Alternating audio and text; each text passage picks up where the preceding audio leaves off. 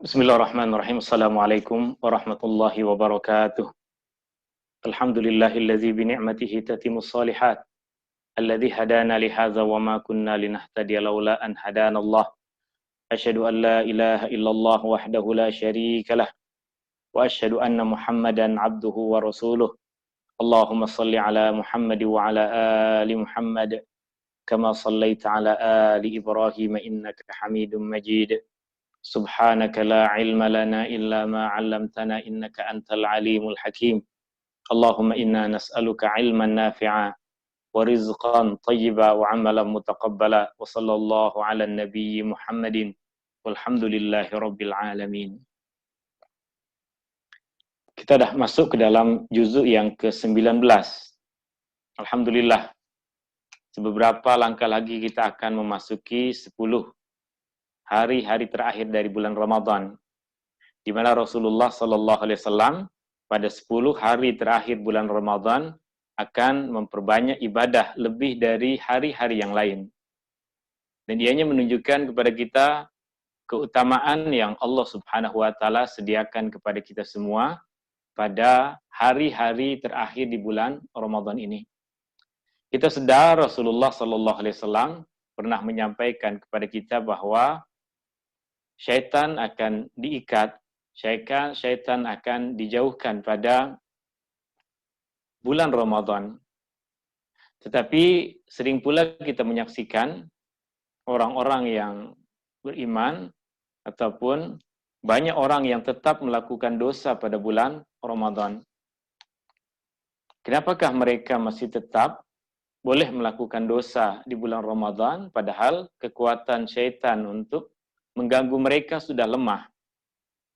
Ini kita tahu syaitan tidak banyak memberikan gangguan kepada manusia di bulan Ramadan, tetapi jika manusia sudah berbulan-bulan lamanya mendapatkan bimbingan dari syaitan, maka sudah tidak perlu lagi panduan dari syaitan untuk melakukan dosa, untuk melakukan kemaksiatan kepada Allah Subhanahu wa taala. Maka akan ramai di bulan yang suci ini kita tetap saksikan orang-orang yang melanggar perintah Allah Subhanahu wa taala. Dalam juzuk yang ke-19 ini kita ada 3 surah Al-Qur'an. Yang pertama adalah bahagian pertama dari surah Al-Furqan. Bagian akhir dari surah Al-Furqan.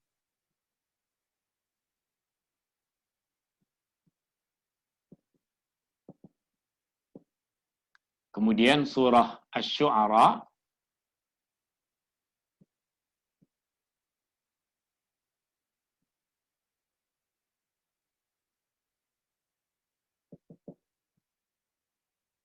Dan yang ketiga adalah surah An-Naml.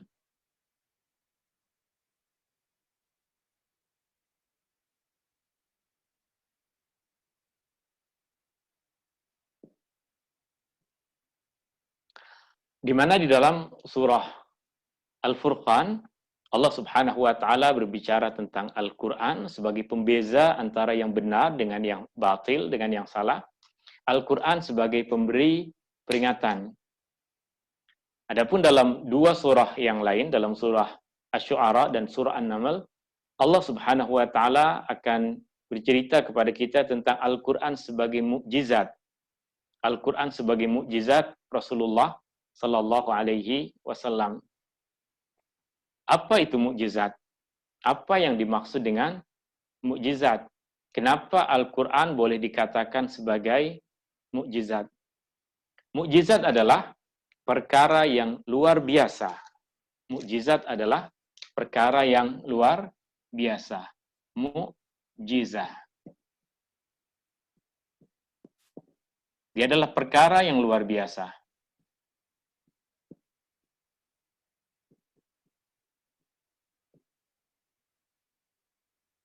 Perkara yang tidak biasa, di luar dari kebiasaan. Al-Quran adalah bagian dari mukjizat. Apa itu mukjizat? Mukjizat adalah perkara yang luar biasa yang Allah berikan kepada seseorang.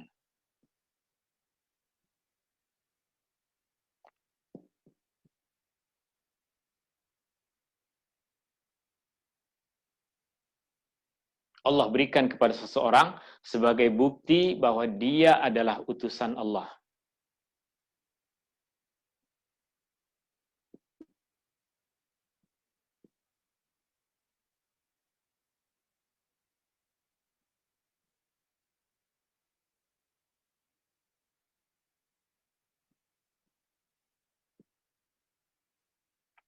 Allah tidak akan memberikan mukjizat kepada selain seorang yang dilantik sebagai Rasul. Allah tidak akan memberikan mukjizat, melainkan jika Allah Subhanahu wa Ta'ala berkehendak untuk memberikan bukti bahwa seseorang betul telah dilantik oleh Allah Subhanahu wa Ta'ala sebagai penyampai wahyu Allah kepada umat manusia. Mukjizat mesti sesuatu perkara yang zahir, boleh dilihat, boleh didengar, boleh difahami oleh orang-orang yang menjadi objek dakwah seruan para nabi dan rasul. Dan mukjizat yang Allah Subhanahu wa Ta'ala turunkan kepada nabi-nabi terdahulu kebanyakan adalah mukjizat yang berupa perkara-perkara yang fisikal, di mana ia hanya boleh disaksikan oleh orang-orang yang hadir dalam majlis yang Nabi ataupun Rasul itu menzahirkan mukjizat yang Allah Subhanahu wa Ta'ala berikan. Allah memberikan kepada Nabi Musa banyak mukjizat. Dan mukjizat tersebut dilihat dan disaksikan oleh orang ramai. Ketika Allah Subhanahu wa Ta'ala memerintahkan Nabi Musa untuk berjumpa dengan Firaun, menyampaikan bahwa dia adalah seorang utusan Allah. Maka Firaun sebagai seorang manusia, dia tidak salah ketika dia bertanya, apa bukti yang menunjukkan engkau adalah seorang utusan Allah? Apa itu Allah? Maka Musa pun menjawab, Allah adalah Tuhan yang menciptakan alam semesta. Maka ketika diminta oleh Firaun kepada Nabi Musa untuk menunjukkan bukti, maka Allah Subhanahu wa Ta'ala zahirkan pada Nabi Musa beberapa perkara yang luar biasa yang kita kenal sebagai mukjizat Nabi Musa. Di antara yang Nabi Musa nampakkan pada masa itu adalah tangan Nabi Musa yang mengeluarkan cahaya. Tangan Nabi Musa yang mengeluarkan cahaya. Tangan manusia tidak ada cahaya, tapi Allah Subhanahu wa Ta'ala berikan kepada Nabi Musa satu mukjizat. Dia menzahirkan perkara itu di hadapan Firaun untuk menunjukkan bahwa saya bukan seorang manusia biasa. Saya adalah seorang manusia yang diutus oleh Allah Subhanahu wa Ta'ala. Kemudian Musa pun menunjukkan kepada Firaun satu mukjizat yang lain. Musa lemparkan tongkat yang dia pegang, dan tongkat itu bertukar menjadi ular. Semua yang hadir di situ takut, tapi Firaun menenangkan keadaan dengan mengatakan, mesti ini adalah sihir. Mesti ini adalah sihir. Saya akan himpunkan engkau dengan tukang-tukang sihir saya dan akan disaksikan oleh orang ramai. Untuk membuktikan bahwa engkau bukan seorang rasul, engkau hanya seorang tukang sihir. Maka Musa sepakat dengan cabaran ini, dihimpunkanlah tukang-tukang sihir Firaun. Dipertemukan dengan Nabi Musa, disaksikan oleh orang ramai. Maka kita pernah menyampaikan dulu bahwa sihir yang ada pada masa Firaun adalah kepandaian mereka untuk melakukan silap mata. Mereka tidak boleh mengubah benda menjadi ular. Tukang-tukang sihir Firaun tidak boleh mengubah benda menjadi ular. Apa yang dilakukan oleh tukang-tukang sihir Firaun?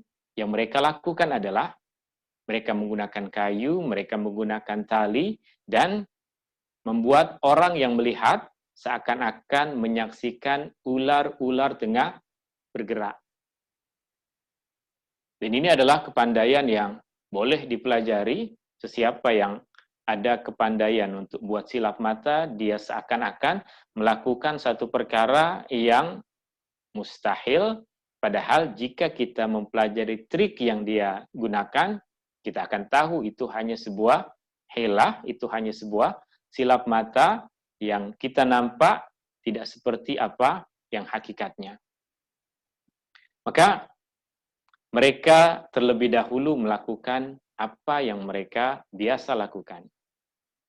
Mereka nampakkan kayu-kayu dan tali-tali yang mereka bawa seakan-akan ular-ular yang tengah bergerak.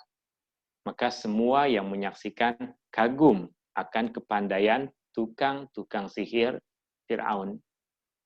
Maka tibalah masa bagi Nabi Musa untuk menzahirkan apa yang menjadi mukjizatnya.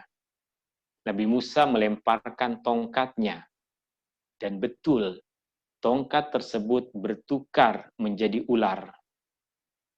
Bertukar menjadi ular, dan ular tersebut boleh menggigit, boleh mematu, boleh memakan kayu-kayu dan tali-tali yang mereka buatkan sebagai tipuan untuk menipu orang seakan-akan ia adalah ular-ular kecil yang bergerak. Maka di situ tukang-tukang sihir Fir'aun sadar bahwa mereka bukan berhadapan dengan seorang tukang sihir. Mereka berhadapan dengan seorang manusia yang mendapatkan satu kekuatan, satu mukjizat yang menunjukkan bahwa ada satu kekuatan besar yang memberikan bantuan dan sokongan kepada dia. Maka terus tukang-tukang sihir kepada Fir'aun beriman pada masa itu kepada apa yang diserukan oleh Nabi Musa.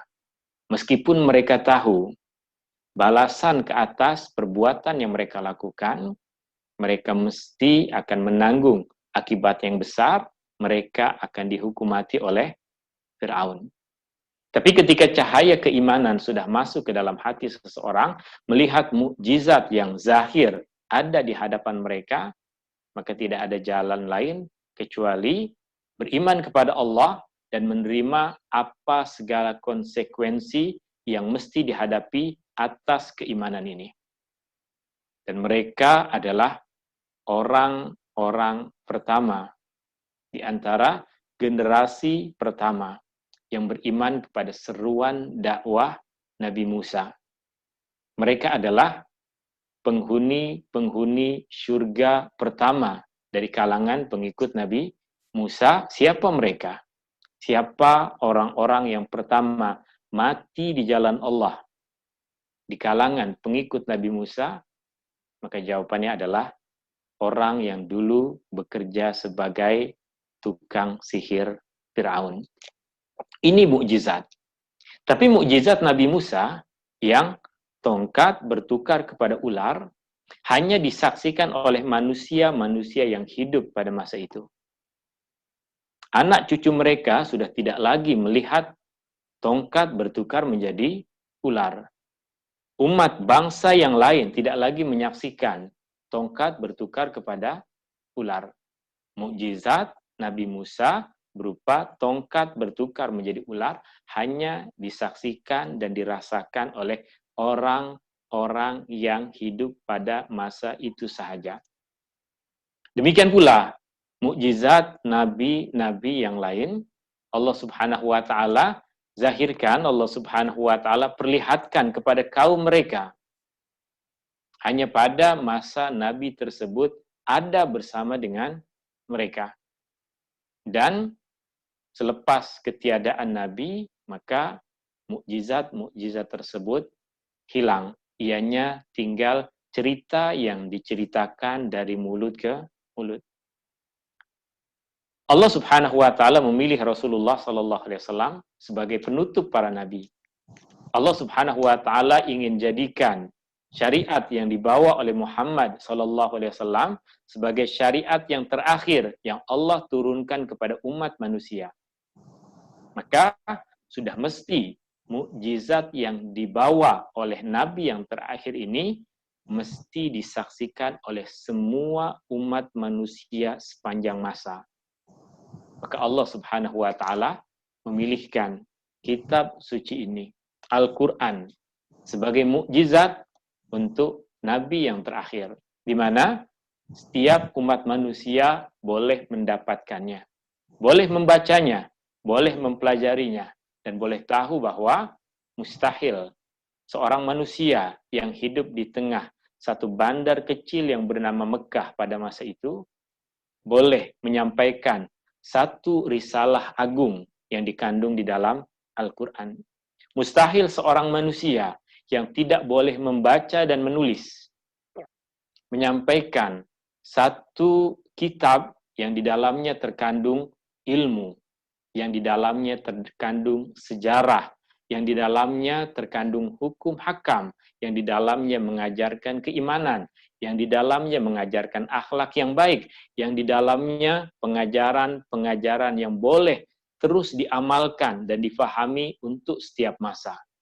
Mustahil seorang manusia yang tidak pernah pergi ke sekolah, seorang manusia yang tidak pernah masuk ke mana-mana university, boleh menyampaikan, menulis, mengarang satu buku seperti Al-Quran, melainkan ia adalah satu wahyu yang Allah Subhanahu wa taala turunkan kepada Muhammad sallallahu alaihi wasallam. Dari mana seorang yang bernama Muhammad boleh tahu? Jika kita naik ke atas langit, maka udara akan semakin sedikit dan kita akan merasa berat untuk naik ke atas. Dan ini disampaikan oleh Allah Subhanahu wa taala di dalam surah Ar-Rahman. Ya ma'syarul jinni wal insi in istata'tum an tanfuzu min aqtaris samawati wal ardi fanfuzu la tanfuzuna illa bisultan. Jika kalian ingin pergi jauh ke atas langit, kalian tidak akan mampu melakukannya, melainkan jika kamu semua memiliki kuasa untuk melakukannya. Dan manusia sekarang sudah memiliki kuasa tersebut, maka apa yang dulu Allah Subhanahu wa taala hanya ceritakan di dalam Al-Qur'an, manusia saksikan sekarang di dalam realiti kehidupan mereka. Siapa yang boleh mengajarkan kepada Muhammad sallallahu alaihi wasallam bagaimana keadaan bayi di dalam rahim seorang ibu yang pada masa itu tidak pernah terjadi dalam sejarah masyarakat Arab. Ada orang yang membuat kajian tentang apa yang terjadi di dalam perut seorang ibu. Bagaimana seorang yang bernama Muhammad boleh mempelajari dan menceritakan kepada kita semua sejarah-sejarah yang berkaitan dengan umat-umat terdahulu. Padahal kisah-kisah umat-umat terdahulu yang disebutkan di dalam Al-Quran bukan cerita yang biasa didengar dan diperdengarkan oleh masyarakat Arab, negeri di mana Rasulullah SAW tinggal.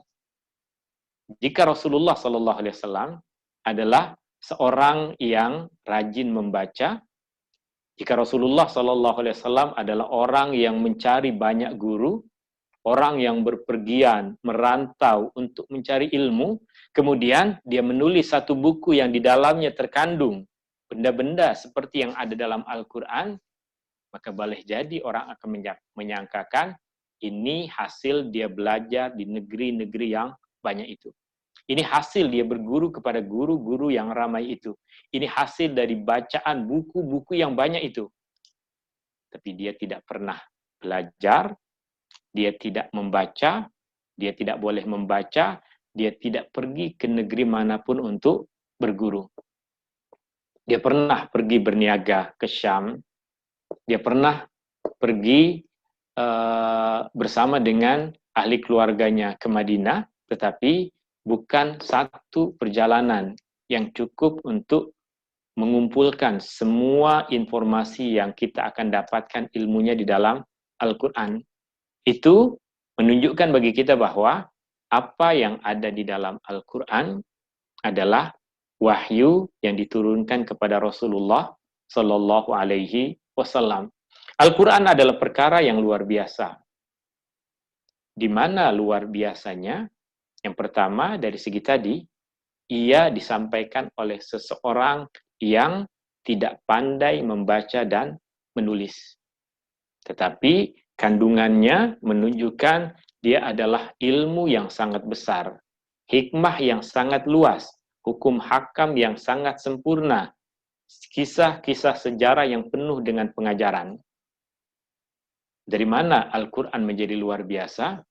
Al-Quran menjadi luar biasa ketika kita mempelajarinya, ketika kita mempelajari isi kandungannya.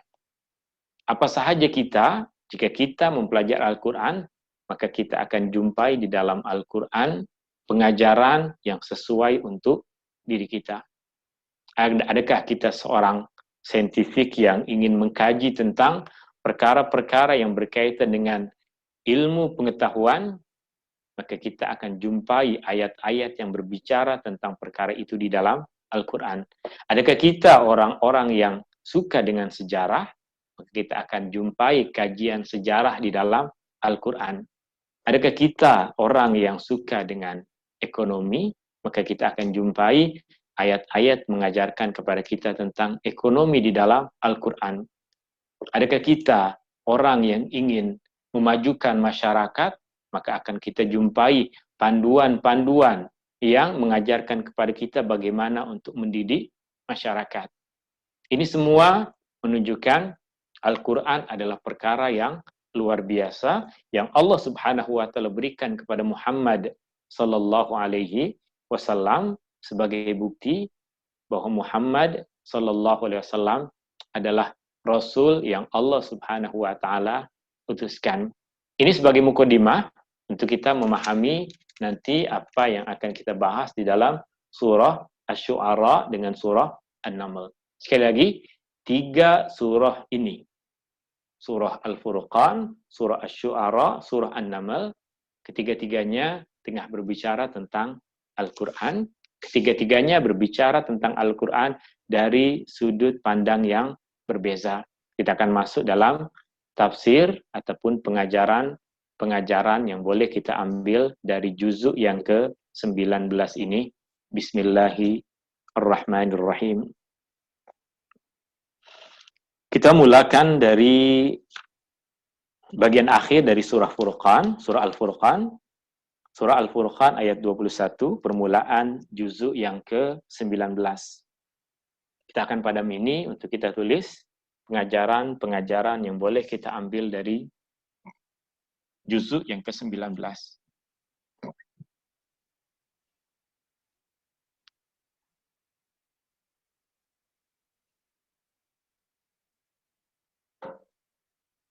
Kita sudah jelaskan dalam pertemuan yang lepas, di mana akhir dari juzuk ke-18 adalah bagian pertama ataupun 20 ayat pertama dari surah Al-Furqan, dan surah Al-Furqan Allah Subhanahu wa taala turunkan untuk memberikan kemuliaan kepada Al-Quran sebagai pemberi peringatan dan pembeza antara kebenaran dan kebatilan. Dan di dalam surah Al-Furqan juga terkandung banyak pengajaran-pengajaran yang lain, diantaranya apa yang akan kita tulis ini. Yang pertama,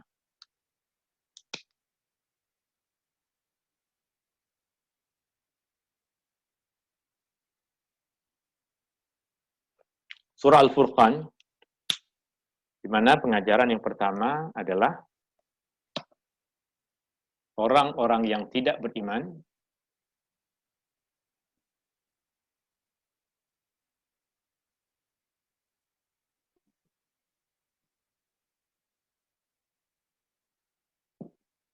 sentiasa mencari-cari alasan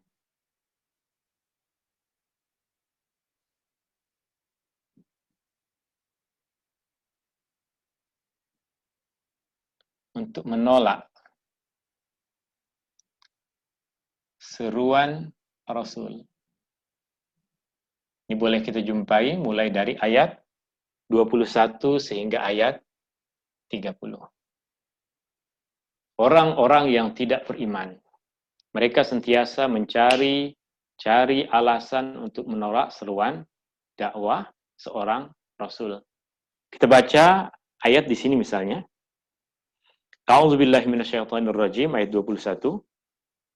Wa qala alladziina la yarjuna liqa'ana laula unzila 'alainal malaikah. Orang-orang yang mereka tidak yakin perjumpaan dengan Allah di akhirat, mereka tidak beriman akan akhirat. Mereka tidak yakin akan hisab. Mereka tidak berharap untuk bertemu dengan Tuhan di akhirat.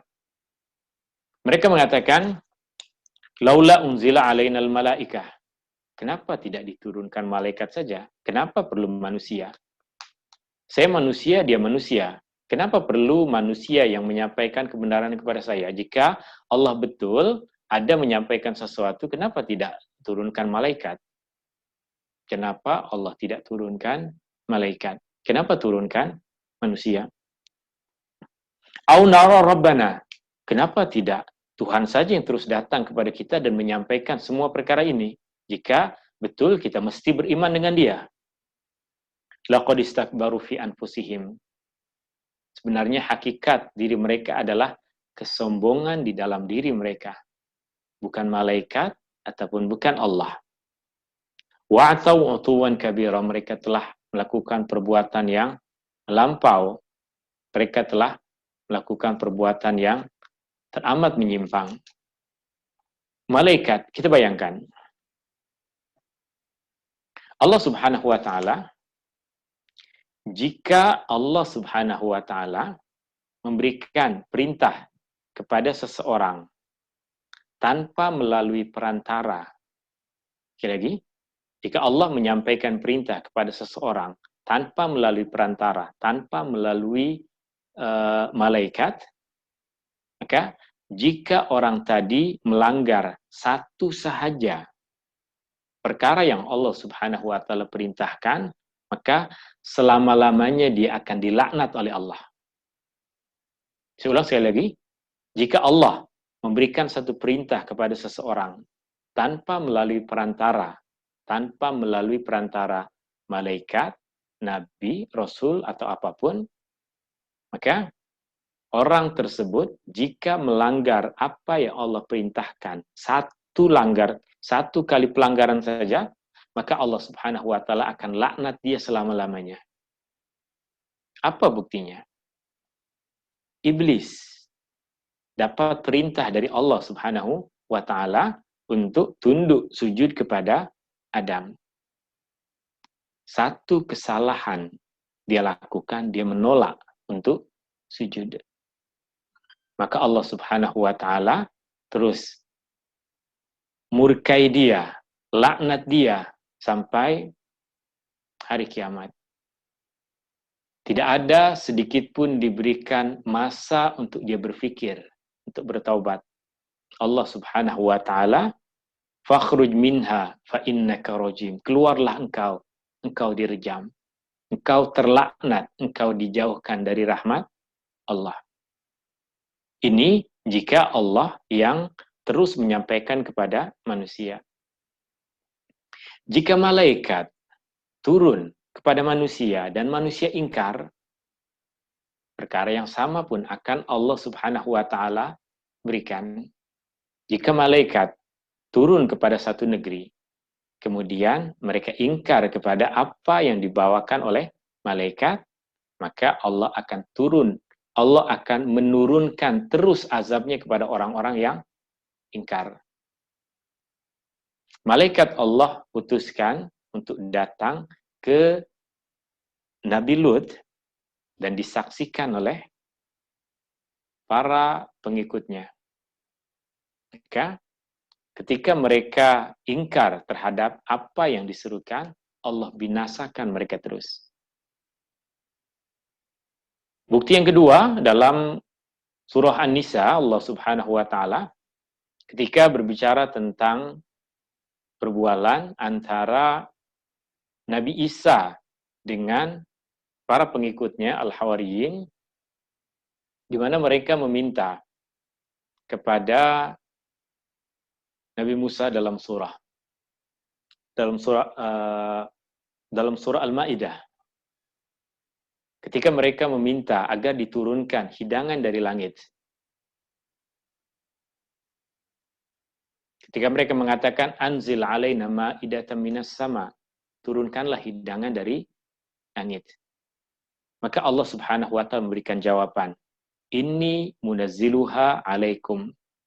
Faman yakbur ba'du minkum fa inni u'adzibuhu azaban la u'adzibuhu ahadan minal alamin. Jika Allah turunkan malaikat untuk membawa hidangan itu, dan kalian sudah saksikan perkara tersebut, kemudian melakukan kederhakaan kepada Allah, melakukan kekufuran kepada Allah, maka Allah akan turunkan azab yang tidak pernah Allah turunkan kepada siapapun di seluruh alam. Maka, kenapa Allah tidak turunkan malaikat atau tidak Allah terus datang kepada manusia menyampaikan perintah melakukan ini, melakukan itu? Jawabannya adalah agar manusia mendapatkan dakwah dari orang yang dia kenal, dari orang yang dia tahu manusia sesama mereka, yang jika dia mampu untuk buat perkara baik seperti itu, maka hakikatnya saya pun mampu untuk melakukan perkara yang sedemikian. Dan jika saya melakukan kesalahan, Allah Subhanahu wa taala akan sentiasa memberikan masa untuk kita bertaubat. Jika kita hidup pada masa Rasul, maka Rasul akan datang kepada kita untuk memberikan nasihat, untuk memberikan teguran. Jangan buat ini, lakukan seperti itu. Jangan buat itu, lakukanlah seperti ini. Jika malaikat yang datang, kemudian kita ingkar kepada apa yang disampaikan oleh malaikat, maka Allah akan terus tanpa memberikan masa kepada kita untuk bertaubat, untuk berpikir, Allah akan turunkan segera azab. Allah sebutkan keadaan manusia berjumpa dengan malaikat. Yauma yarawnal malaikah. Nanti hari di mana mereka berjumpa dengan para malaikat. La busyra yauma idzil mujrimin. Sudah tidak ada lagi kabar gembira bagi orang-orang yang jahat, bagi orang-orang yang derhaka.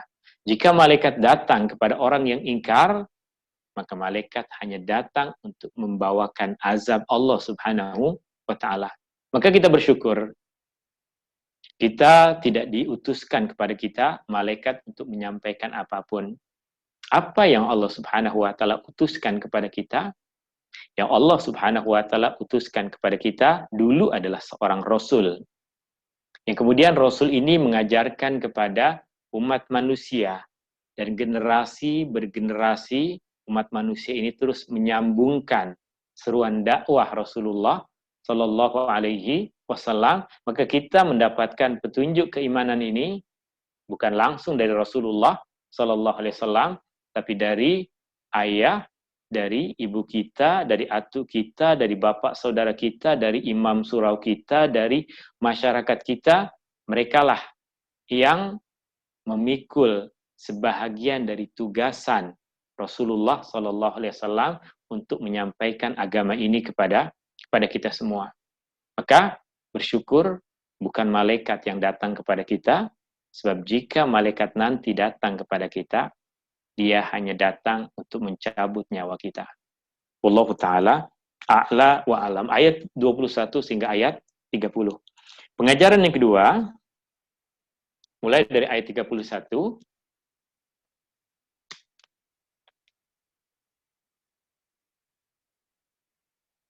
Setiap nabi akan berhadapan dengan orang-orang yang ingkar.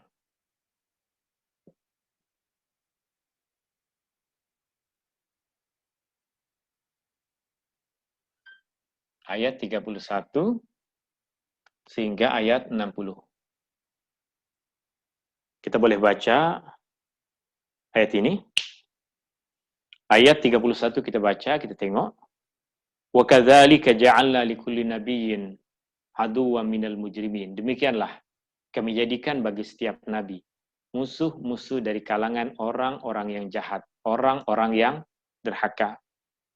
Wa kafa bi rabbika hadiyan wa nasira. Dan cukuplah Tuhanmu, dan cukuplah Allah sebagai pemberi petunjuk, dan cukuplah Allah sebagai satu-satunya yang memberikan kemenangan, kejayaan, dan pertolongan kepada kita. Jika ini keadaan seorang Rasul, apatah lagi keadaan kita bukan Rasul, kita bukan Nabi, sudah tentu akan banyak orang yang benci kepada kita. Jika kita menyampaikan kebaikan, maka kita berada di barisan yang sama dengan para Nabi dan Rasul. Dan para Nabi dan Rasul mesti berhadapan dengan orang-orang yang ingkar. Maka bersedialah jika kita berada di barisan yang sama, akan berhadapan dengan golongan yang sama. Akan berhadapan dengan orang-orang yang menentang para Nabi dan Rasul. Dan di sini ada satu perkara yang mesti kita ingat. Ketika para Nabi dan Rasul diperintahkan oleh Allah Subhanahu wa Ta'ala untuk menyeru, untuk berdakwah, keberhasilan dan kegagalan mereka bukan dilihat dari berapa ramai pengikut yang ikut pada mereka. Tapi keberhasilan mereka dilihat dari kegigihan dan usaha mereka dalam menyampaikan seruan dakwah. Nabi Nuh, lama masa yang dia perlukan untuk berdakwah. Wa ma amana ma'ahu illa qalil. Tapi yang beriman kepada dia hanya sedikit. Adakah Nabi Nuh dikira sebagai seorang Rasul yang gagal? Jawabannya tidak. Dia adalah seorang Rasul yang Allah Subhanahu wa Ta'ala sifatkan sebagai ulul azm. Rasul-rasul yang memiliki tekad yang kuat. Wasbir kama sabaru ulul azmi minar rusul. Dan kita sentiasa diajarkan bersabarlah sebagaimana para rasul ulul azmi ini mereka bersabar. Di antara ulul azmi adalah Nabi Nuh. Dan dia dilihat sebagai seorang nabi yang berjaya dalam berdakwah karena kesabarannya. Meskipun tidak beriman kepada dia melainkan jumlah yang sangat sedikit. Maka pengajarannya bagi kita ketika kita menyampaikan satu kebaikan. Kita menyampaikan satu kebaikan yang boleh membezakan antara keikhlasan kita dalam menyampaikan dengan tidak adalah bagaimana hasil yang kita dapatkan dan sikap kita menghadapi hasil tersebut. Jika kita menyampaikan kebaikan dan dibalas dengan baik, dia mengikuti kebaikan yang kita sampaikan, kita rasa seronok, kita rasa teruja, kita rasa berhasil, kita rasa kebaikan yang kita lakukan ada manfaatnya.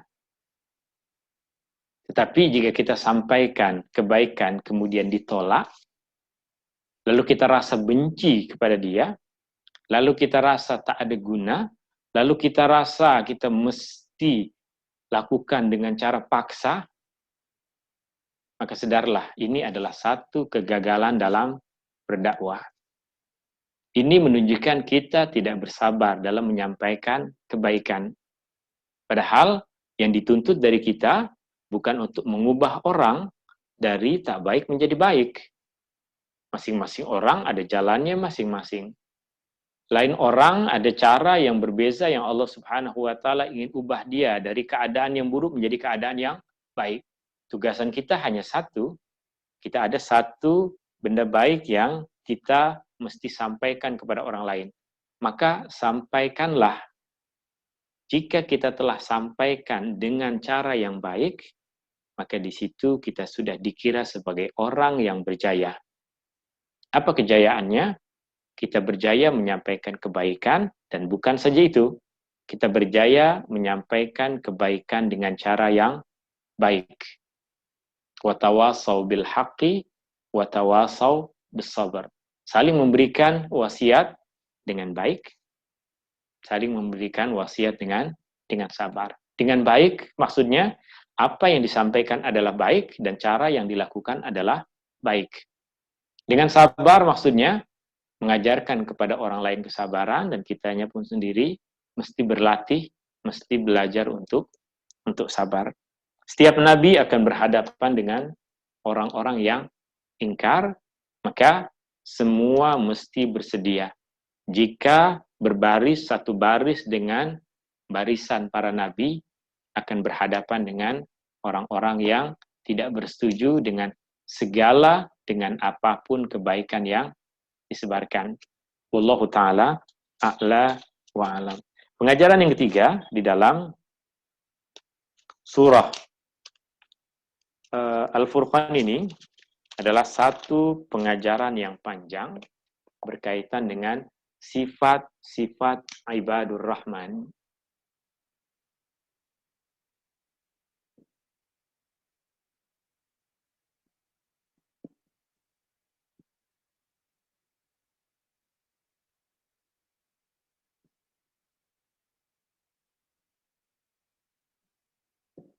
Ibadur rahman.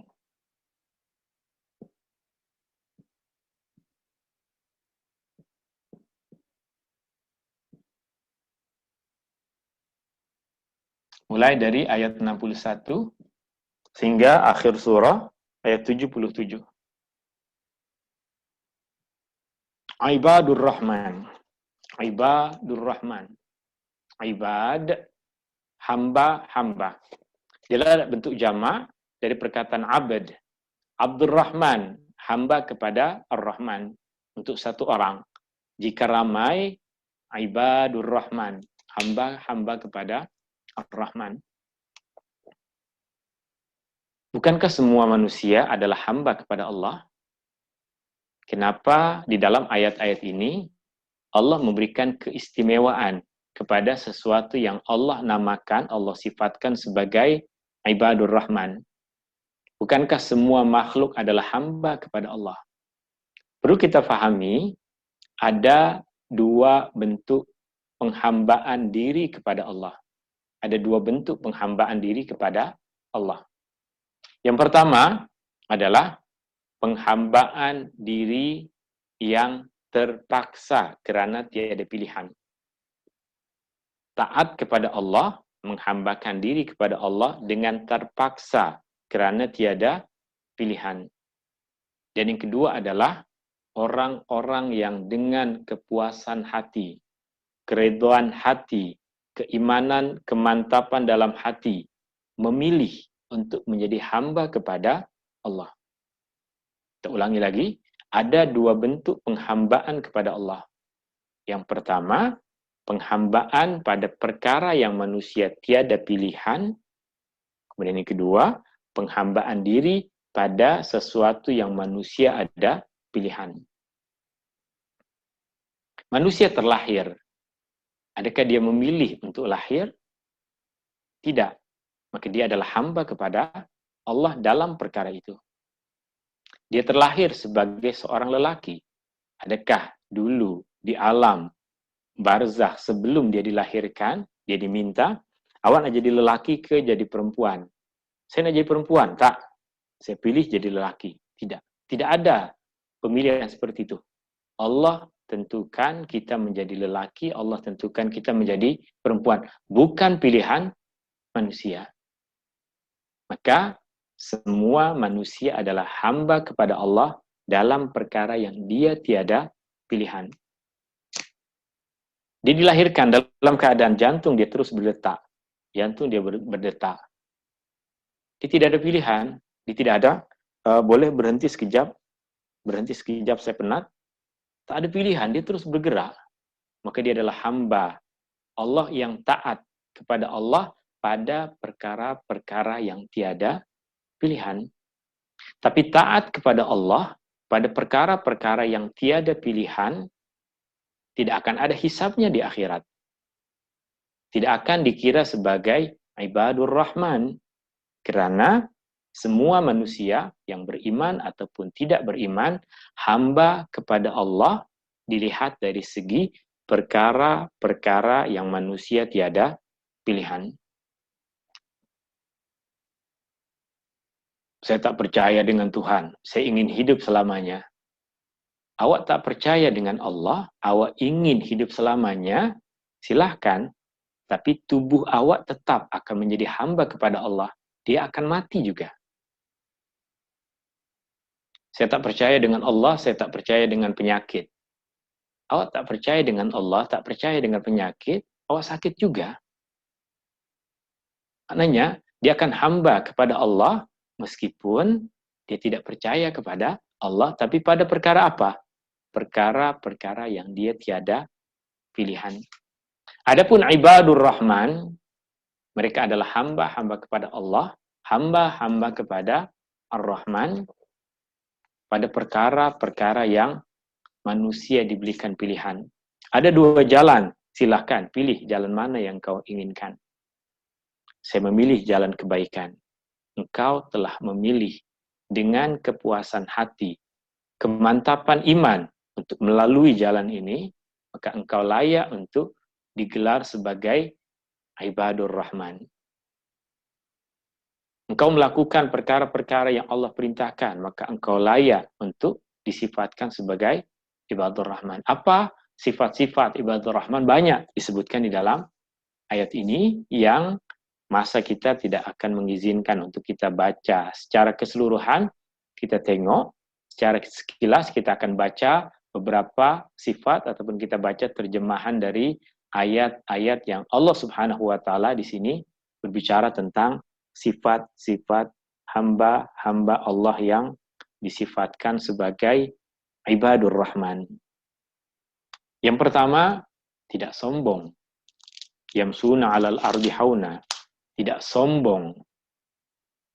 Dan kemudian jika ada orang jahil, orang tak tahu, menuduh dia ataupun berbicara buruk kepada dia, apa yang dia ucapkan? Dia akan ucapkan perkataan yang baik. Orang cakap buruk kepada dia, dia akan balas dengan ucapan yang baik. Itu sifat ibadur Rahman. Dan di malam hari, mereka akan mencari masa untuk sholat. Di malam hari, mereka akan mencari masa untuk sholat. Dan alhamdulillah, Allah Subhanahu wa taala fardukan ke atas kita sholat Isya. Maka sesiapa yang sholat Isya, dia telah sholat di malam hari dan dia telah layak mendapatkan kelayakan untuk mendapatkan bahagian dari gelaran ibadur Rahman. Orang yang sentiasa berdoa agar dijauhkan dari azab neraka. Orang yang apabila membelanjakan hartanya tidak melampau dan tidak kedekut, tapi pertengahan. Dengan diri sendiri tidak melampau dan tidak juga kedekut. Dengan ahli keluarga tidak melampau, tidak juga kedekut. Karena baina zalika qawama, pertengahan antara keduanya. Ketika dia berinfak kepada orang lain, maka dia pun tidak melampau, dia mesti buat pertimbangan. Jangan kerana di sana ada seorang ibu tunggal yang memerlukan bantuan, maka semua duit dan harta yang ada di rumah diserahkan ke sana. Istri dia di rumah susah, anak sendiri susah. Infak, sedekah, perlu juga ada pertimbangannya. Tapi bagaimana pula dengan Abu Bakar As-Siddiq dulu yang dia telah menginfakkan semua hartanya. Abu Bakar As-Siddiq radhiyallahu an, bukan dia jual rumah, kendaraan, kemudian semua isi rumah dijual, kemudian diserahkan kepada Rasulullah untuk membantu perjuangan Rasulullah dalam perang Tabuk, bukan itu. Tapi semua duit yang ada disimpan oleh dia pada masa itu, semua dia serahkan kepada Rasulullah Sallallahu Alaihi Wasallam karena dia yakin dia adalah seorang yang memiliki keupayaan untuk bekerja. Apa yang dia habiskan untuk sedekah pada hari ini, jika dia bekerja esok hari, bulan depan, maka dia akan mendapatkan keuntungan seperti yang dia nafkahkan di jalan Allah, dan dia punya keyakinan apa saja yang dia belanjakan di jalan Allah, maka Allah Subhanahu wa taala mesti akan menggantikannya. Dan dia tidak pernah dalam sejarah tertulis sebagai orang yang mensia-siakan tanggung jawab kepada ahli keluarga. Sifat selanjutnya, tidak menyekutukan Allah, tidak membunuh, dan tidak berzina. Sifat selanjutnya yang disebutkan di sini adalah mereka tidak membuat kesaksian palsu. Mereka tidak la yashhaduna zur, tidak membuat kesaksian palsu. Berkaitan dengan kesaksian palsu, dia ada dua tafsiran yang berkaitan dengan ayat ini. Tafsiran yang pertama adalah membuat kesaksian palsu di mahkamah berkaitan dengan satu jenayah, satu case yang menyebabkan kerugian seseorang, yang menyebabkan hukuman ditimpakan ke atas seseorang. Atau membuat kesaksian palsu yang menyebabkan diri dia terbebas dari tanggung jawab yang sepatutnya dia ikut. Tapi Abdullah bin Abbas radhiyallahu an, sahabat Rasulullah sallallahu alaihi wasallam, membuat satu pengajaran kepada kita berkaitan dengan ayat ini, yashhaduna zur, menjadi saksi atas penipuan. Beliau mengatakan ayat ini juga boleh bermaksud orang-orang yang ikut dalam perayaan agama lain. Apa maksud umat Islam merayakan agama lain? Bagi kita semua umat Islam, kita dituntut untuk memberikan peluang kepada siapa saja orang yang bukan muslim untuk melaksanakan apa yang menjadi ajaran agama dia. Lakum dinukum waliyadin, dan tidak ada paksaan apapun dalam agama. Maka jika ada jiran kita orang bukan muslim, kita ingin memberikan hadiah setiap hari ke, kita nak ucapkan tahniah ke atas kejayaan dia setiap masa ke, bukan satu perkara yang salah. Kita berniaga, berjiran, bekerja bersama, berbuat baik bersama, itu adalah perkara yang sangat digalakkan ke atas kita umat yang beriman. Tapi ketika sudah masuk ke dalam perkara agama, maka kita tidak campurkan agama dia dengan agama kita, tidak campurkan agama kita dengan agama dia.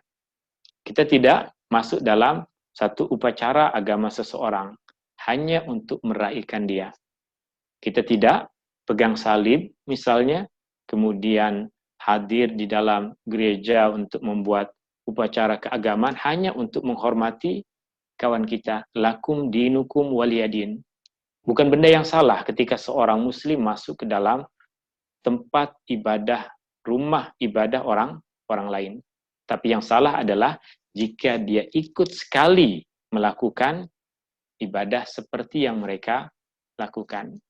Kadang kita, ada kawan bukan muslim, jemput kita untuk hadir ke majlis kenduri dia, anak dia berkahwin, atau majlis kenduri yang lain, kita datang, makanan yang dihidangkan, makanan yang halal, maka silahkan kita makan. Minuman yang dihidangkan, minuman yang halal, maka silahkan kita minum. Kita boleh berikan hadiah kepada dia ke atas perkahwinan tersebut. Tapi kita masuk sekali buat ibadah seperti yang dia buat, maka lakum dinukum waliyadin. Jika sudah berkaitan dengan ibadah, maka kita tidak campur ibadah kita dengan ibadah dia. Kita boleh menyaksikan dia melakukan ibadah yang tengah dia buat, tetapi kita masuk sekali melakukan ibadah yang dia lakukan sesuai tuntutan agama dia, maka ini kita dianggap hadir sekali, yashhaduna zur, masuk sekali dalam satu kedustaan. Satu perkara yang bagi kita itu adalah benda yang dusta, benda yang salah. Bagi kita, apa yang dia puji, apa yang dia sembah itu bukan Tuhan. Bagi kita itu adalah satu kedustaan. Maka jika kita melakukan perkara tersebut, kita telah menyaksikan, kita tengah melakukan satu kedustaan yang besar. Wallahu ta'ala a'la wa alam. Dan sifat-sifat yang lain yang disebutkan di sini, di antaranya wa idza marru bil lagwi marru kirama. Apabila mereka dihadapkan dengan perkara-perkara yang lalai. Mereka tidak ambil berat terhadap perkara-perkara yang lalai itu. Marru kirama. Mereka tidak ambil berat berkaitan dengan perkara-perkara yang melalaikan. Dalam agama kita, melakukan satu perkara yang boleh menghibur jiwa tanpa melanggar perintah Allah adalah perkara yang dibolehkan. Kita menyaksikan keindahan, mendengar keindahan, membaca keindahan adalah perkara yang boleh dilakukan jika tidak bercanggah dengan nilai-nilai agama. Tetapi ketika kita fokuskan hidup kita pada perkara-perkara itu, ketika kita fokuskan segala bentuk kelalaian kita ikuti, Ramadan kita patutnya dekatkan dengan Al-Quran. Tapi kita ambil kesempatan ini untuk dengar semua lagu, tengok semua movie, baca semua perkara-perkara yang jauh dari nilai-nilai agama, itu adalah jauh dari sifat yang Allah Subhanahu wa Ta'ala sebutkan berkaitan dengan ibadur Rahman. Sekali-sekala kita boleh menyaksikan perkara yang boleh menghibur hati ini. Sekali-sekala kita boleh menyaksikan perkara-perkara yang membuat kita tertawa, membuat kita terhibur, membuat semua yang ada dalam keluarga kita seronok melihatnya. Perkara tersebut jika di dalamnya tidak ada pelanggaran terhadap nilai-nilai agama, maka kebahagiaan adalah hak seorang muslim. Abdullah bin Abbas, sahabat Rasulullah Sallallahu Alaihi Wasallam, dia sangat mencintai syair, dia suka mendengar puisi, dan dia sering meminta orang untuk memperdengarkan syair, bacaan-bacaan syair kepada dia. Bahkan terkadang dalam syair tersebut disebutkan tentang percintaan, dalam syair tersebut disebutkan, diceritakan tentang keseronokan, maka perkara tersebut bukan menjadi penghalang bagi sahabat Rasulullah Sallallahu Alaihi Wasallam untuk mendengarkannya. Tapi ketika berbicara tentang agama, ketika berkaitan dengan agama, maka itu adalah satu garis yang tidak boleh dilampau. Jika sudah melanggar perkara agama, maka perkara tersebut mesti dijauhi. Jika bercanggah dengan agama, maka itu sesuatu yang mesti kita tolak. Ini sifat-sifat ibadur Rahman, boleh kita pelajari, boleh kita baca di dalam akhir ayat-ayat terakhir dari surah Al-Furqan ini. Selesai pembahasan kita dalam surah Al-Furqan, kita akan berpindah kepada surah Asy-Syu'ara.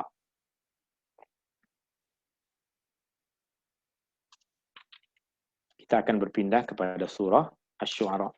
Dalam surah Asy-Syu'ara ini, kita ada dua perkara yang ingin kita bahas, ada dua pengajaran.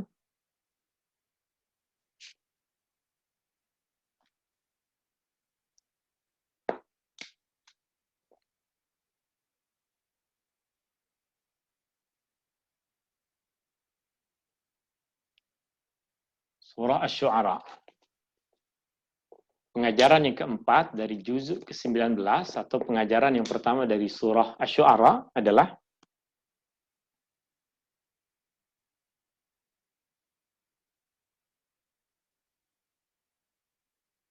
sikap orang musyrik terhadap seruan dakwah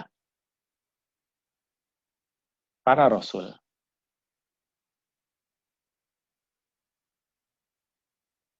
Ini mulai dari ayat 1 sehingga ayat 191. Sikap orang-orang musyrik terhadap seruan dakwah para rasul. Sebab di sini disebutkan tentang realiti yang dijumpai oleh Nabi Muhammad SAW, kisah Nabi Musa, Nabi Ibrahim, Nabi Nuh, Nabi Hud, Nabi Saleh, Nabi Lut, dan Nabi Syuaib. Dalam ayat-ayat yang panjang, mulai dari ayat 1, di surah yang panjang ini, mulai dari ayat 1 hingga ayat 191, Allah menceritakan kepada kita tentang sikap orang-orang musyrik sepanjang masa terhadap para rasul adalah sama. Maka ini untuk memberikan ketenangan kepada Rasulullah Shallallahu Alaihi Wasallam dan untuk mengingatkan kepada kita kembali apa yang tadi kita pesankan.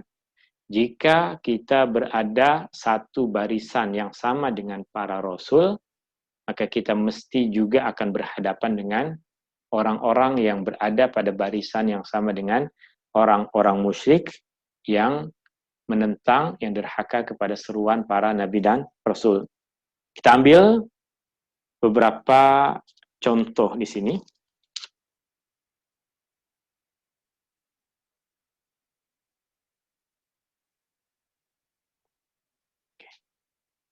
Kita tengok misalnya ayat yang Allah Subhanahu wa taala sebutkan di sini berkaitan dengan kisah Nabi Musa.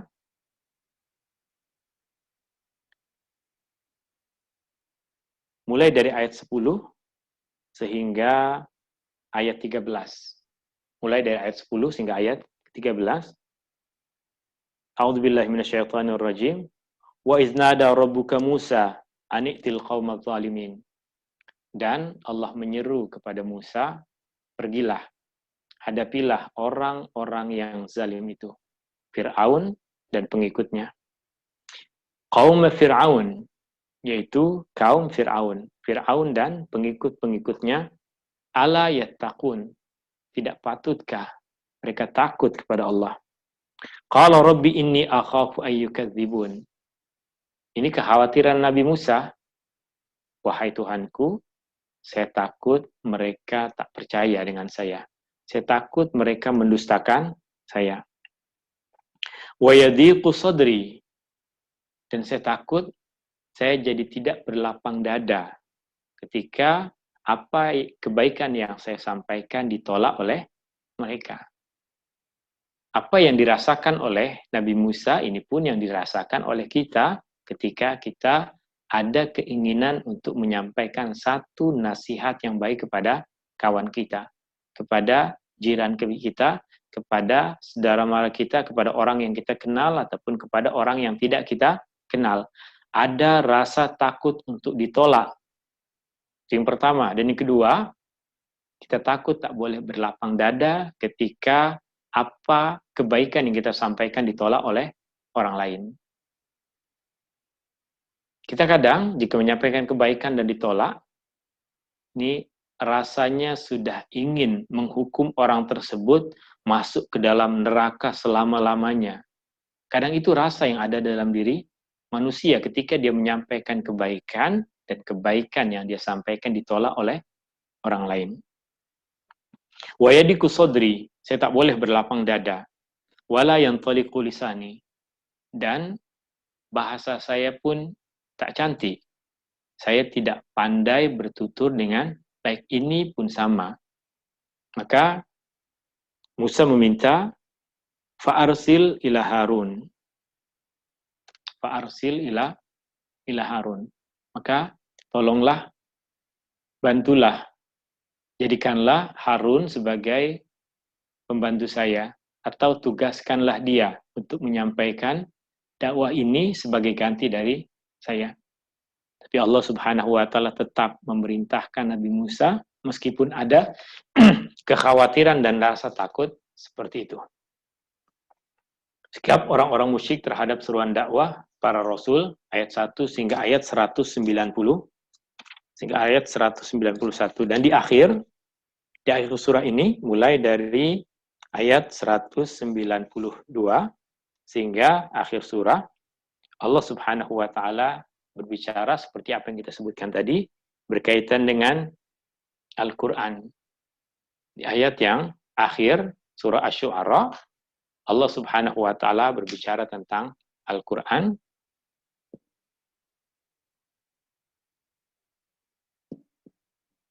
dan bimbingan Allah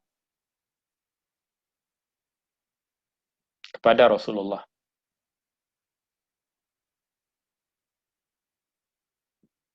Dalam berdakwah.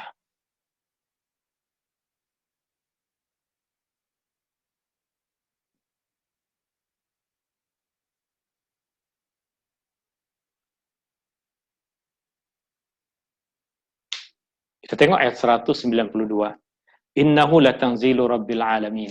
Al-Quran diturunkan oleh Rabbul Alamin, Tuhan yang mencipta, mengatur, memelihara, mentadbir, memberikan rizki kepada seluruh alam. Nazala bihir ruhul amin. Al-Quran diturunkan dibawa oleh Ruhul Amin, yaitu Jibril. Ala qalbika litakuna minal munzirin. Ke dalam hatimu, wahai Muhammad, agar engkau menjadi orang-orang yang memberikan peringatan. Bilisanin Arabiyyin mubin. Dengan bahasa Arab yang nyata. Ini tentang Al-Quran.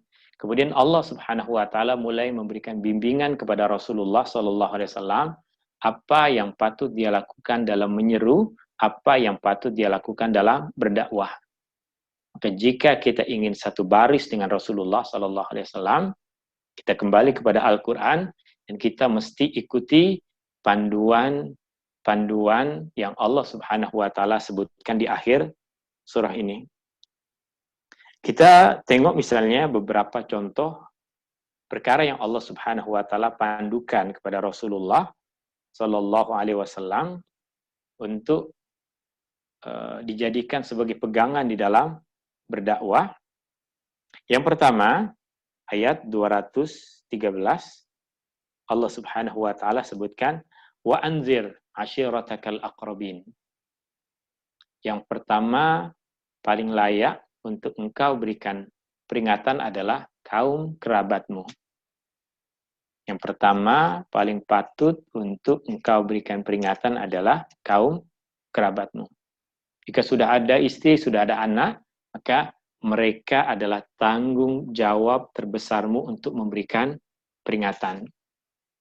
Jangan kau mulakan dengan, saya mesti berdakwah dengan umat Islam, dengan umat manusia yang tengah ada di Afrika Selatan.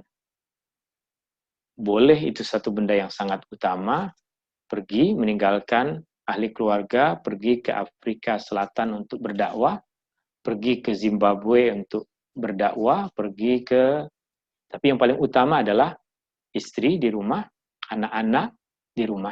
Itu yang paling utama untuk mendapatkan peringatan dari diri kita. Wa anzir ashiratakal aqrabin, dari paling yang dekat dengan kamu.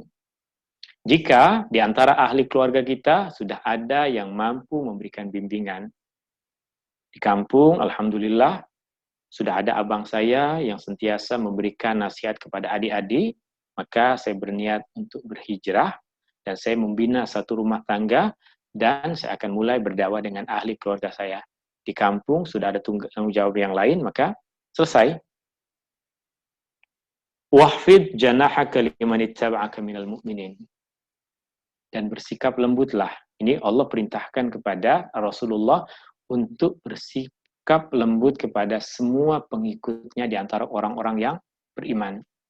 Dan ini pun kita, ketika sudah mulai ada orang yang mengikuti seruan kita memberikan nasihat kepada seseorang dan dia terkesan dengan nasihat yang kita berikan. Dia mengikuti benda-benda baik yang kita suruh, maka Allah berpesan, tundukkanlah diri kita kepada dia. Jangan kita rasa kita adalah guru kepada dia. Jangan kita rasa adalah kebaikan yang dia buat, saya yang ajar. Kebaikan yang dia lakukan, saya yang jadi gurunya. Kita yakin kebaikan dari Allah dan kita hanya menyampaikan sedikit dari kebaikan yang Allah Subhanahu wa taala berikan kepada kita. Banyak pengajaran-pengajaran yang lain, semuanya berkaitan dengan poin yang kita tulis di sini, Al-Quran dan bimbingan Allah Subhanahu wa taala kepada Rasulullah sallallahu alaihi wasallam dalam Rasulullah sallallahu alaihi wasallam menyampaikan dakwah. Kita akan masuk ke dalam bahagian terakhir dalam juzuk yang ke-19 ini, yaitu bahagian pertama dari surah An-Naml. Bahagian yang pertama dari surah An-Naml. Pada bahagian surah An-Naml ini, kita akan ada dua pengajaran. Kita akan ada dua pengajaran, dan pengajaran ini Ini yang tadi kita ringkaskan di dalam mukadimah berkaitan dengan Al-Quran sebagai mukjizat yang Allah Subhanahu wa Ta'ala berikan kepada Rasulullah Sallallahu Alaihi Wasallam. Maka dua pengajaran yang pertama, surah bahagian pertama dari surah An-Naml.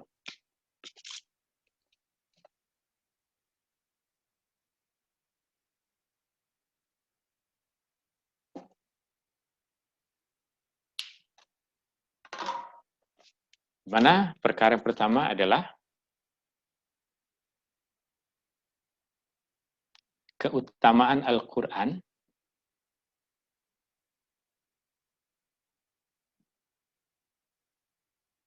sebagai mukjizat Rasulullah.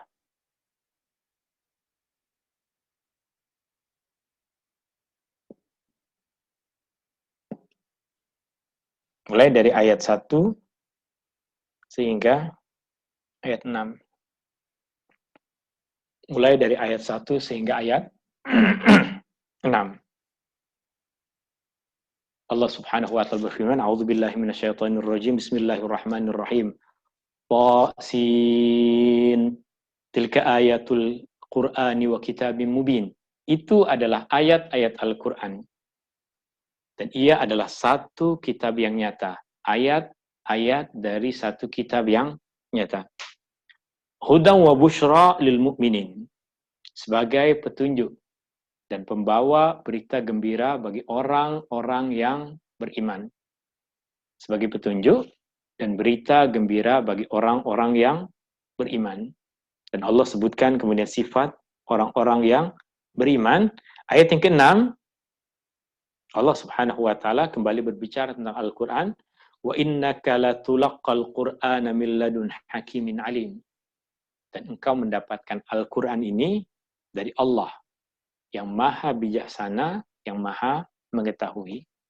Maka keutamaan Al-Qur'an sebagai mukjizat bagi Rasulullah sallallahu alaihi wasallam karena ianya sesuatu yang diturunkan oleh Allah Subhanahu wa taala sebagai petunjuk bagi orang-orang yang beriman. Dan untuk kita lebih mengetahui tentang mukjizat Al-Qur'an, kita tengok kepada pengajaran yang terakhir ini.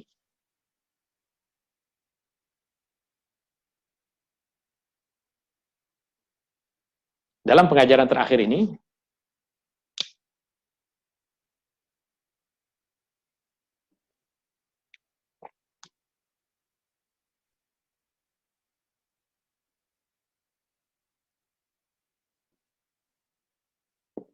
mukjizat dan keutamaan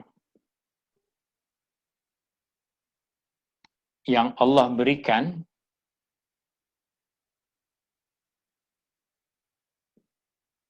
kepada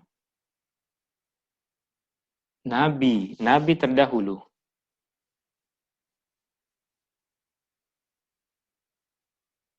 Hanya disaksikan oleh umat mereka.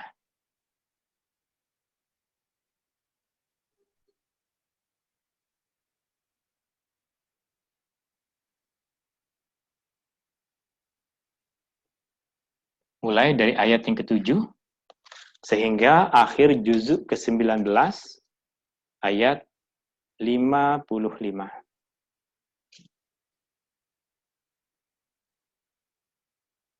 Dan di sini kita boleh membuat satu perbandingan antara keutamaan mukjizat Al-Qur'an dibandingkan dengan mukjizat yang Allah Subhanahu wa taala berikan kepada nabi-nabi terdahulu.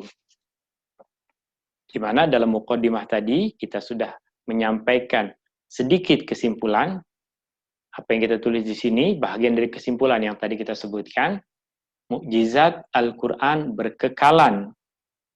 Sedangkan mukjizat yang Allah berikan kepada nabi-nabi terdahulu hanya bersifat sementara yang disaksikan oleh orang-orang yang hidup pada masa itu sahaja. Kita sebagai orang yang beriman, kita cinta kepada semua nabi.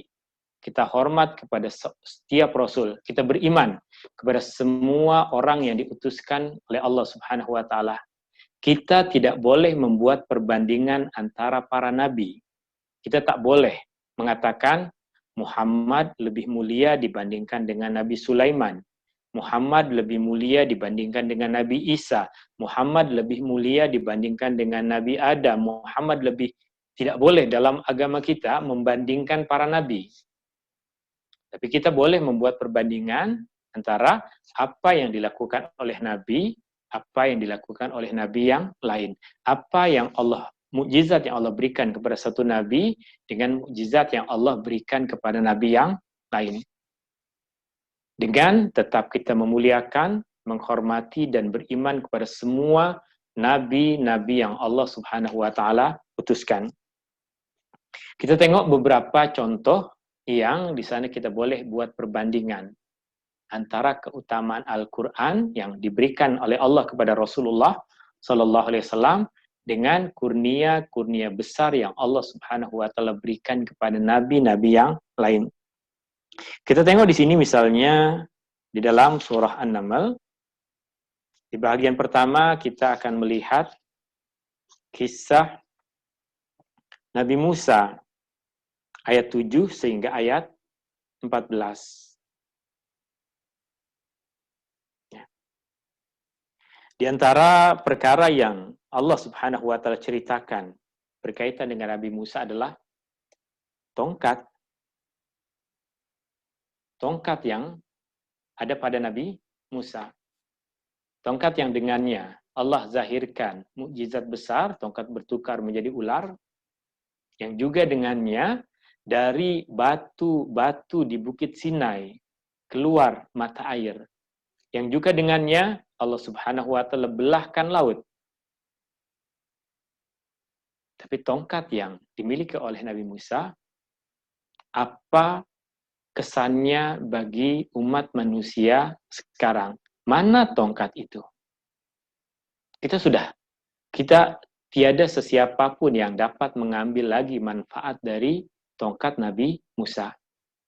Ianya menjadi satu mukjizat besar yang Allah Subhanahu wa taala zahirkan kepada umat manusia yang hidup pada masa itu sahaja. Selepas masa Nabi Musa, sudah tiada lagi manfaat kegunaan dari tongkat Nabi Musa tadi. Jika kita sekarang diperkenankan boleh jumpa tongkat yang dulu digunakan oleh Nabi Musa, kita tak boleh gunakan tongkat itu lagi untuk melakukan perkara yang sama yang dulu dizahirkan oleh Nabi Musa. Berapa kali pun kita baling, dimanapun kita baling, tongkat itu tak akan bertukar jadi ular. Kepada apapun kita pukulkan, tongkat itu tidak akan keluar air. Ke laut manapun kita pukulkan, tongkat itu tidak akan terbelah lautan.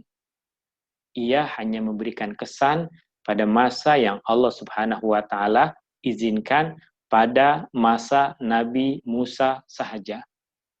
Kisah selanjutnya adalah berkaitan dengan kisah Nabi Daud. Allah berikan mukjizat kepada Nabi Daud, boleh memahami bahasa burung. Tapi apa kesannya mukjizat Nabi Daud dengan kehidupan kita sekarang? Adakah kita mewarisi ilmu bertutur bicara dengan burung dari Nabi Daud? Tidak, itu satu mukjizat yang Allah zahirkan pada masa itu sahaja. Kemudian kisah selanjutnya, kisah Nabi Sulaiman. Kisah Nabi Sulaiman, surah ini dinamakan surah An-Naml kerana Allah menzahirkan kepada Nabi Sulaiman dia boleh mendengar perbualan antara semut. Manusia yang normal tidak ada kuasa untuk dengar suara semut. Terlebih lagi faham apa yang disampaikan. Tapi dua perkara ini Allah jadikan keistimewaan di antara keistimewaan Nabi Sulaiman. Dia boleh dengar dan boleh faham. Tapi apa manfaatnya bagi kita yang Nabi Sulaiman dahulu boleh mendengar dan mengetahui apa yang disampaikan oleh semut? Mungkin pengajaran keimannya kita tahu. Nabi Sulaiman adalah Nabi mulia yang Allah Subhanahu wa Ta'ala berikan kurniaan itu. Tapi perkara yang luar biasa itu hanya disaksikan oleh orang-orang yang hidup pada masa itu sahaja. Nabi Sulaiman boleh berbicara dengan burung. Burung boleh mengikuti apa yang dilakukan oleh Nabi Sulaiman. Tapi semua apa yang diceritakan di situ berlaku bagi orang-orang yang hidup pada masa itu sahaja. Kita hanya mengambil pengajaran dari kisah Al-Qur'annya. Adapun kejadiannya, ia sudah tidak memberikan kesan kepada kita. Disebutkan juga kisah tentang Nabi Sulaiman memiliki kuasa kepada jin. Nabi Sulaiman memiliki kuasa untuk menguasai golongan jin. Itu satu kuasa yang Allah Subhanahu wa Ta'ala berikan kepada Sulaiman dan tidak diberikan kepada sesiapapun selainnya. Maka dalam perkara ini kita akan paham bahwa mukjizat dan kebesaran Nabi Sulaiman adalah satu tanda kebesaran Allah, tetapi hanya disaksikan oleh manusia yang hidup pada masa itu.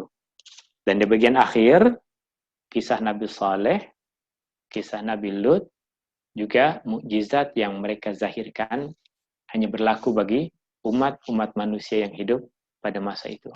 Tapi sekarang kita, ada di hadapan kita satu mukjizat yang dimiliki oleh Rasulullah Sallallahu Alaihi Wasallam yang diturunkan kepada Rasulullah Sallallahu Alaihi Wasallam untuk diajarkan kepada kita.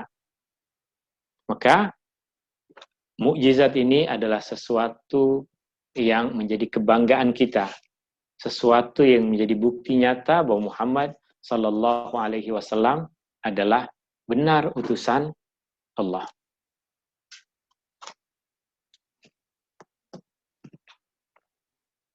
Ya. Mungkin kita bertanya, mungkin kita mengatakan, Al-Quran diturunkan dengan bahasa Arab. Saya tak paham bahasa Arab.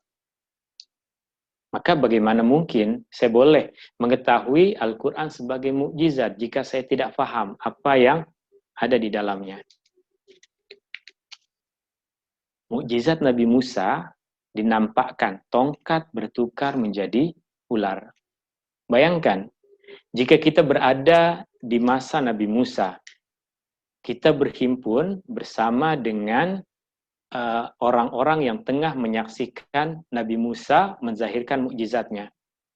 Kita kembali kepada masa itu, tapi ketika kita berada di tempat itu, Musa tengah menzahirkan mukjizat, kita sibuk dengan benda yang lain. Kita sibuk dengan benda yang lain. Adakah kita melihat kebesaran mukjizat Nabi Musa? Jawabannya tidak. Meskipun kita berada di hadapan Nabi Musa, tengah menzahirkan tongkat bertukar menjadi ular, jika kita sibuk dengan benda yang lain, maka kita tidak akan nampak apa yang diperlihatkan oleh Nabi Musa. Demikian juga Al-Quran. Jika kita sibuk dengan benda-benda yang lain, malas untuk mempelajari Al-Quran, maka tidak akan nampak apapun mukjizat pada Al-Quran. Yang kita akan nampak adalah, cantik nih, boleh buat hiasan di rumah. Itu yang akan kita nampak. Cantik nih boleh nanti untuk hadiah mas kawin hantaran. Kita lihat kepada kecantikan rupa Al-Quran, tidak akan merasakan kebesaran mukjizat yang ada di dalamnya, maka keadaan kita sama seperti orang yang hadir dalam majlis Nabi Musa yang tengah menzahirkan mukjizat, tapi kita sibuk dengan benda-benda yang lain. Wallahu ta'ala a'la wa alam. Ini pengajaran yang boleh kita kongsikan berkaitan dengan juzuk yang ke-19 ini. Wallahu ta'ala a'la wa alam. Terima kasih. Saya serahkan kepada sahabat kita, Tuan Muhammad Izwan. Terima kasih, jazakumullahu khairan. Ya, terima kasih banyak-banyak Ustaz.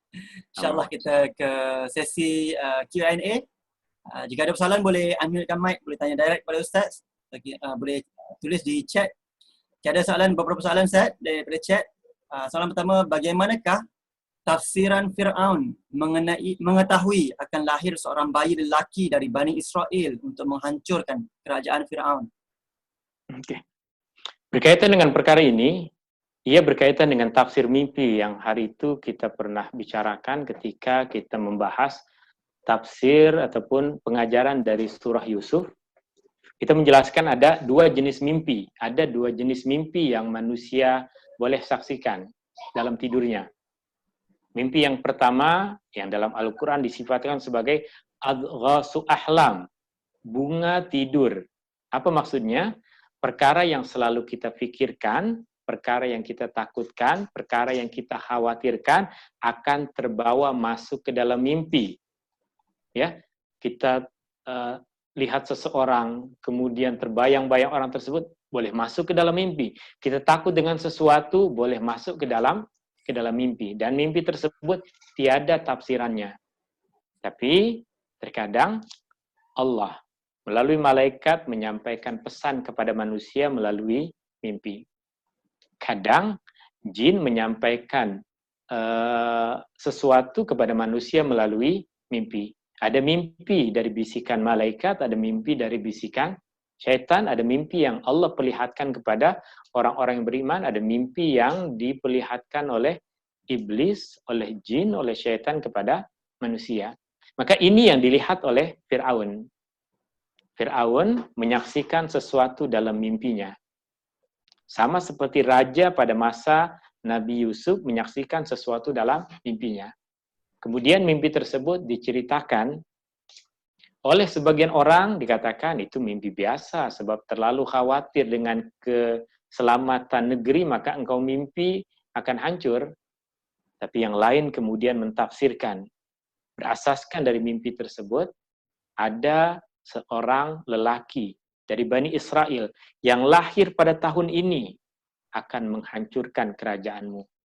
Maka sikap dan tindakan yang dilakukan oleh Fir'aun, semua bayi lelaki yang hidup pada tahun itu, yang berasal dari keturunan Bani Israel, mereka akan bunuh laki-laki yang terlahir pada tahun itu. So, itu yang dinamakan, itu yang dimaksudkan bagaimana Fir'aun boleh mengetahui akan lahir seorang bayi, bukan lahir seorang bayi.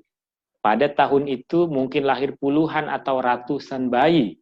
Tapi yang dalam mimpi dia, salah seorang dari bayi itu akan menghancurkan kerajaannya, maka semua bayi dia bunuh. Bukan semua bayi dia kawal, dia tulis, kemudian buat kajian, kemudian bagaimana perkembangan mereka, bukan seperti itu. Tapi semua bayi yang lahir pada tahun itu dia bunuh, tapi Allah selamatkan Nabi Musa. Wallahu ta'ala a'la wa a'lam. Baik, jelas Ustaz. Seterusnya Ustaz, boleh Ustaz terangkan mukjizat Nabi Musa boleh bercakap-cakap direct dengan Allah Subhanahu wa taala. Betul. Ini diantara ini bukan disebutkan sebagai mukjizat, ini dinamakan sebagai keutamaan ataupun kemuliaan. Sebab cara penyampaian wahyu dia bukan mukjizat. Cara penyampaian wahyu dia bukan mukjizat. Maka berbicara dengan Allah ataupun Allah menyampaikan wahyu kepada Nabi Musa tanpa melalui Jibril bukan mukjizat, tapi dia satu keistimewaan yang Allah berikan kepada Nabi Musa.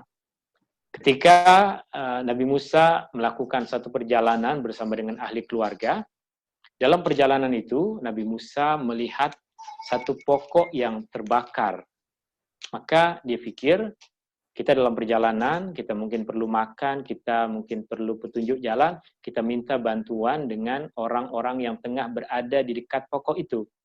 Dia tinggalkan ahli keluarganya di satu tempat dan dia pergi untuk melihat pokok tersebut. Pokok api yang bernyala tetapi tiada api yang membakar. Maka kemudian Musa mendengar suara. Musa mendengar suara. Apa suara yang Musa dengar? Ikhla na'alaika innaka bilwadil muqaddasi tuwa.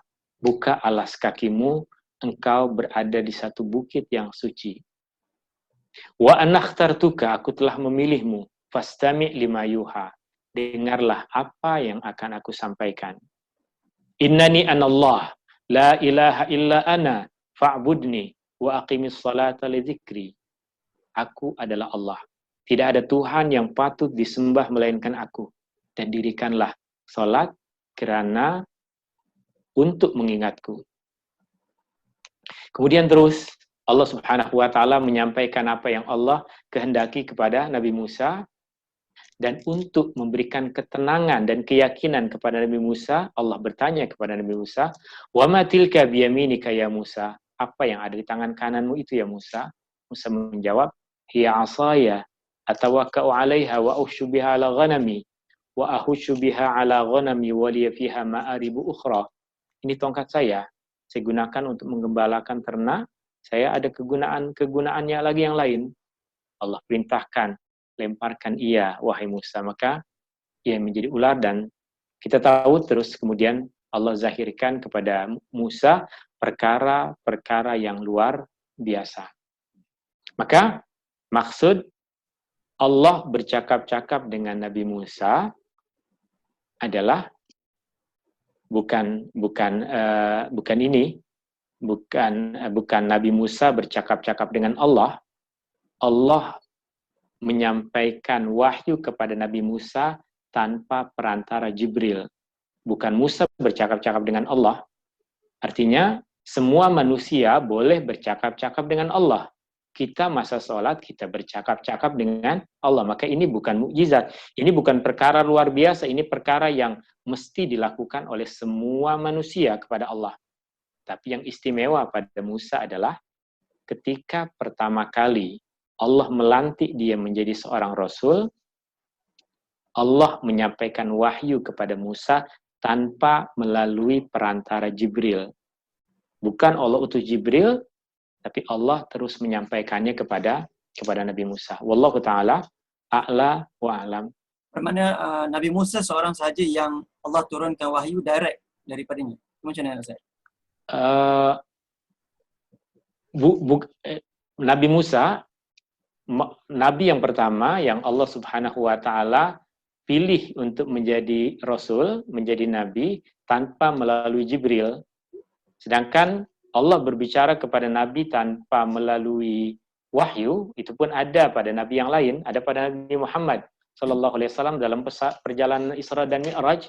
Allah menyampaikan perintah salat 5 waktu kepada Rasulullah tanpa melalui perantara Jibril. Itu terjadi pada nabi-nabi yang lain, tapi keistimewaan Nabi Musa, dari keadaan dia tidak tahu akan dirinya seorang nabi, Allah terus menyampaikan wahyu kepada dia tanpa melalui perantara Jibril. Itu yang menjadi keistimewaan Nabi Musa.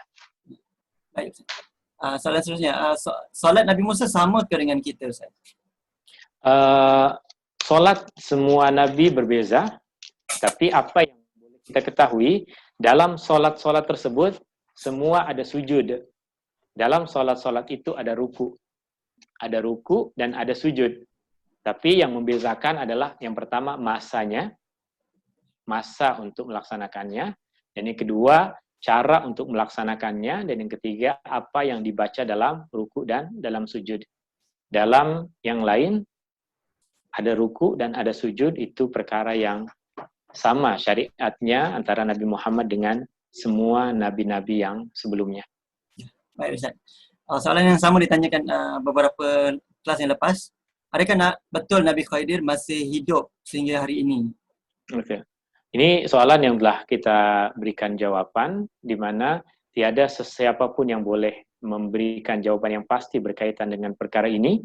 Tapi tidak sedikit ulama yang berpandangan bahwa Nabi Khidir masih hidup, tapi kehidupan Nabi Khidir lebih kurang sama seperti kehidupan Nabi Isa.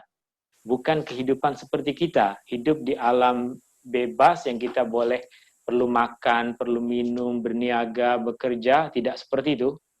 Sebab Nabi Khidir, jika ada, dia termasuk orang yang wajib untuk mengikuti apa yang diperintahkan oleh Nabi Muhammad SAW. Maka jika dia hidup sekarang, dia ada tanggung jawab untuk berdakwah kepada semua umat manusia.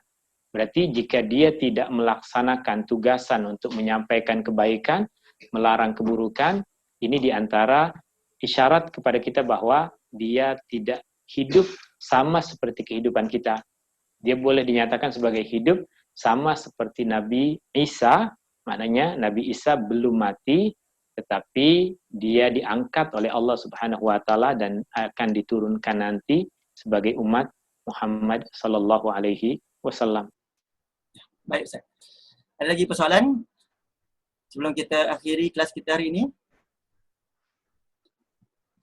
Jika tak ada, kita nak stop. Okay Ustaz, sudah tak ada soalan. So Ustaz boleh berikan kesimpulan untuk kelas hari ini dan kita akhiri dengan doa insyaAllah. Silakan Ustaz.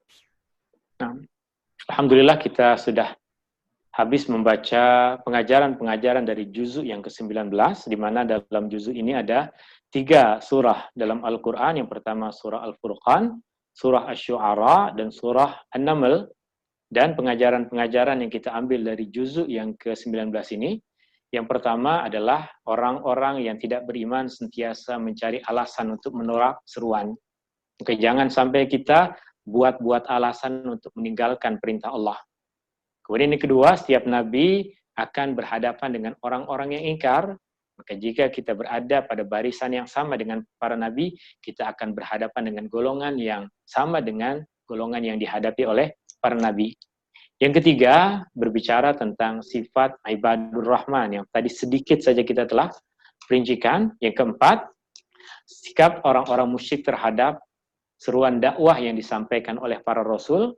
Yang kelima, Al-Quran dan bimbingan Allah Subhanahu wa taala kepada Rasulullah sallallahu alaihi wasallam dalam menyampaikan dakwah.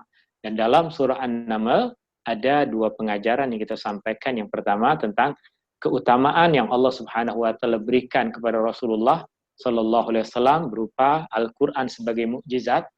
Di mana pengajaran yang terakhir kita saksikan bahwa keutamaan yang Allah berikan kepada nabi-nabi terdahulu, ianya hanya terhad pada masa di mana nabi itu menyampaikan dakwahnya, sudah tidak lagi ada kesannya dalam kehidupan umat manusia sekarang. Sedangkan mukjizat yang Allah turunkan kepada Rasulullah sallallahu alaihi wasallam, dia adalah pegangan bagi umat Rasulullah sallallahu alaihi wasallam sepanjang masa. Wallahu taala a'la wa a'lam. Hadani Allah wa iyyakum ajma'in. Allahumma arinal haqqa haqqan warzuqna ittiba'ah wa arinal batila batilan warzuqna ijtinabah. Allahumma anfa'na bima 'allamtana wa 'allimna ma yanfa'una wa zidna ilma.